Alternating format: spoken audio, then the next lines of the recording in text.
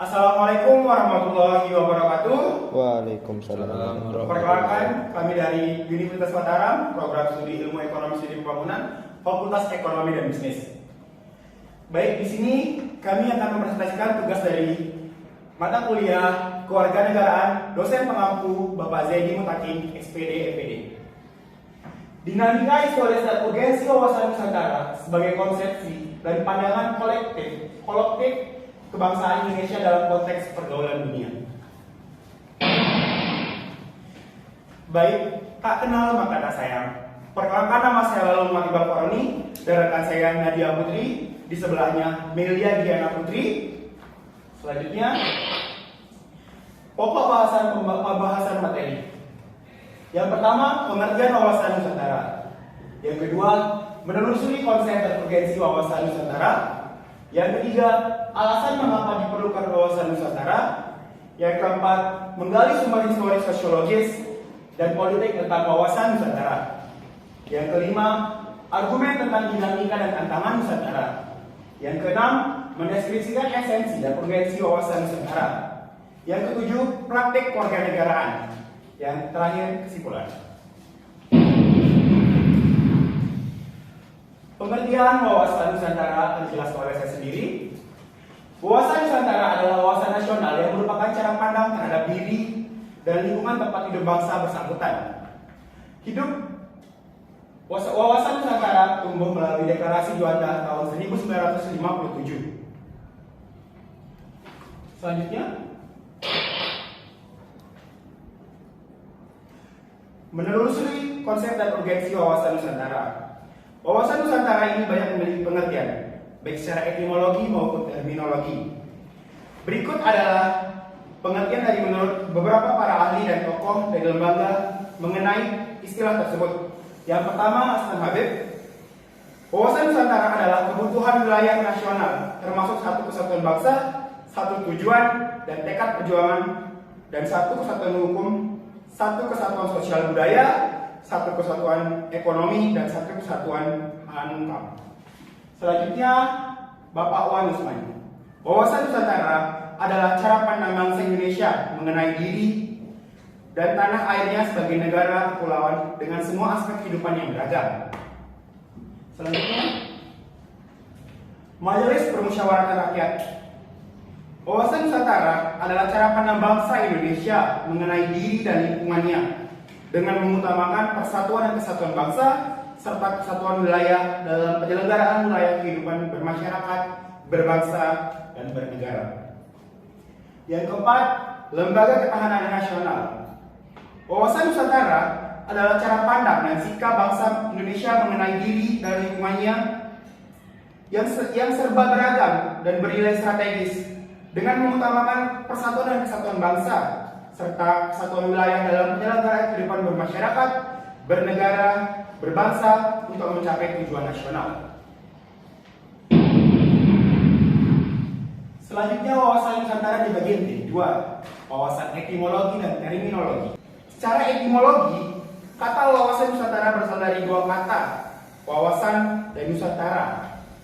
Wawasan dari kata wawas, bahasa Jawa, yang artinya pandangan. Sementara kata Nusantara merupakan gabungan kata Nusa yang artinya pulau atau pulau dan antara. Kata Nusa dalam bahasa Sangkakerta berarti pulau atau kepulauan. Jadi dapat disimpulkan Nusantara adalah antar pulau atau banyak pulau. Selain itu, Nusantara juga dapat diartikan sebagai kepulauan yang di antara laut atau bangsa-bangsa yang dihubungkan oleh laut. Pengertian secara terminologis adalah pengertian yang dihubungkan dengan konteks istilah tersebut yang dikemukakan. Berdasarkan pengertian terminologis, wawasan Nusantara merupakan pandangan bangsa Indonesia terhadap lingkungan tempat yang berada, termasuk diri bangsa itu sendiri. Wawasan Nusantara bertujuan mewujudkan nasionalisme yang tinggi di segala aspek kehidupan rakyat di Indonesia yang mementingkan kepentingan nasional daripada kepentingan individu, golongan, suku, bangsa, dan atau daerah. Baik, sekian dari saya. Selanjutnya akan dijelaskan oleh rekan saya, Melia Diana Putri. Kepadanya, kami silakan.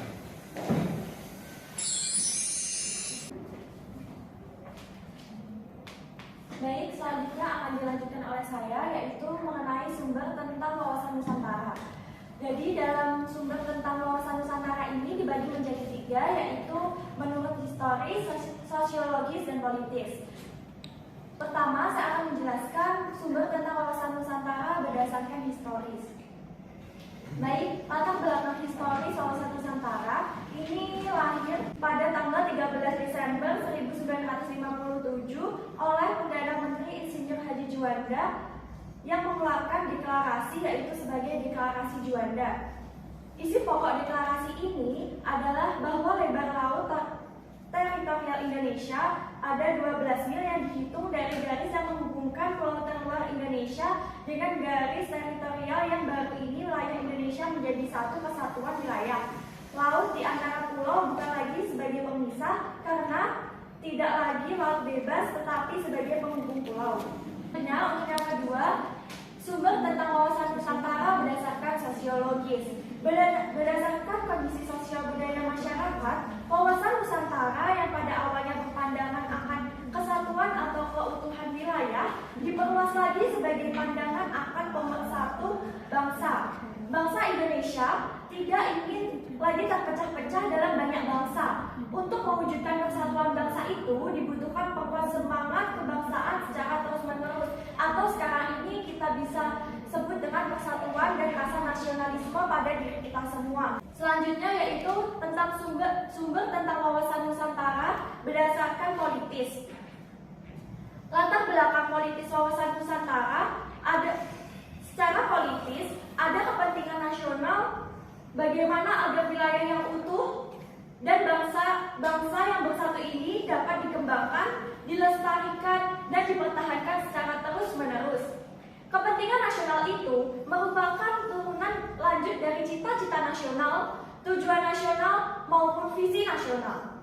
Cita-cita nasional bangsa Indonesia sebagaimana tertuang dalam pembukaan Undang-Undang Dasar 1945 pada alinea kedua adalah untuk mewujudkan negara Indonesia yang merdeka, bersatu, berdaulat, adil, dan makmur. Sedangkan tujuan nasional Indonesia sebagaimana tertuang dalam pembukaan Undang-Undang Dasar 1945 pada alinea keempat, salah satunya adalah melindungi segenap bangsa Indonesia dan seluruh tumpah darah Indonesia. Visi implementasinya diperlukan suatu strategi yang bersifat nasional dan pandangannya tentang wilayah, letak, dan geografi suatu negara akan mempengaruhi kebijakan atau politik negara yang bersangkutan.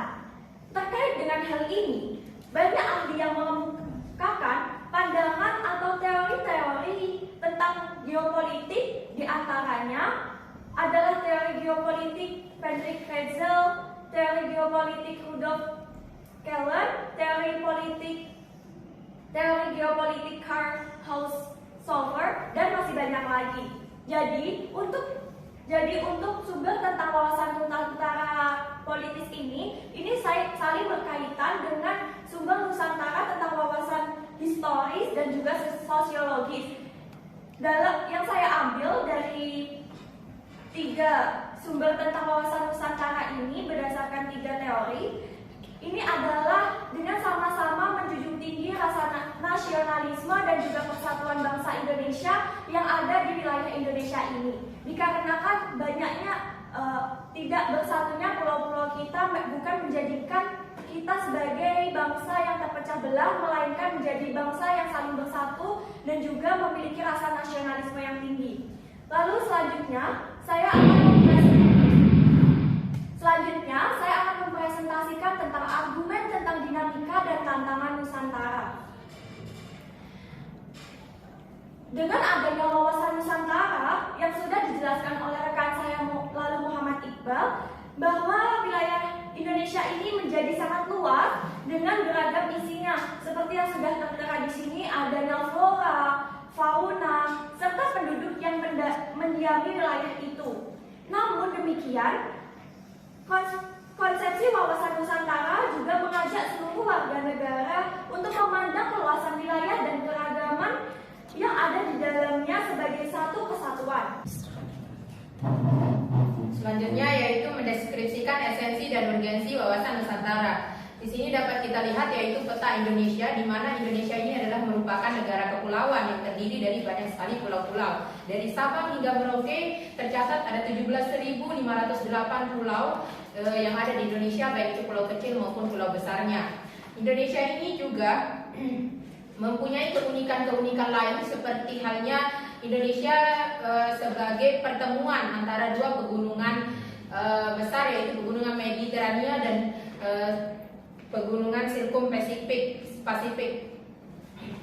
Selanjutnya, Indonesia ini juga dilewati oleh garis khatulistiwa dan terletak di antara 6 derajat lintang utara sampai dengan 11 derajat lintang utara dan 95 derajat bujur timur sampai 141 derajat bujur timur, di mana Indonesia ini sangat memiliki banyak sekali keberagaman flora dan faunanya. Jadi esensi atau hakikat dari wawasan Nusantara ini adalah kesatuan wilayah dan persatuan bangsa, di mana Indonesia ini tidak hanya membahas tentang kesatuan wilayahnya yang telah dibahas, yang telah diakui ketika Deklarasi Juanda pada 1957 bahwa laut-laut yang ada di Indonesia bukan lagi menjadi pemisah di antara pulau-pulau tersebut, tetapi menjadi penghubung dari pulau-pulau tersebut. Nah, selain dari kesatuan wilayah, persatuan bangsa juga menjadi esensi dari wawasan Nusantara, di mana di Indonesia kita tahu dari Sabang sampai Merauke memiliki banyak sekali keberagaman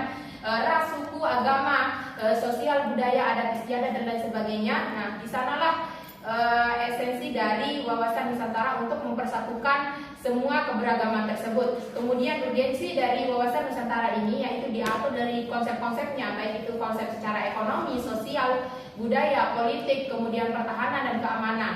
Di mana dalam ekonomi, semua masyarakat Indonesia ini mempunyai makna bahwa mereka itu harus mendapatkan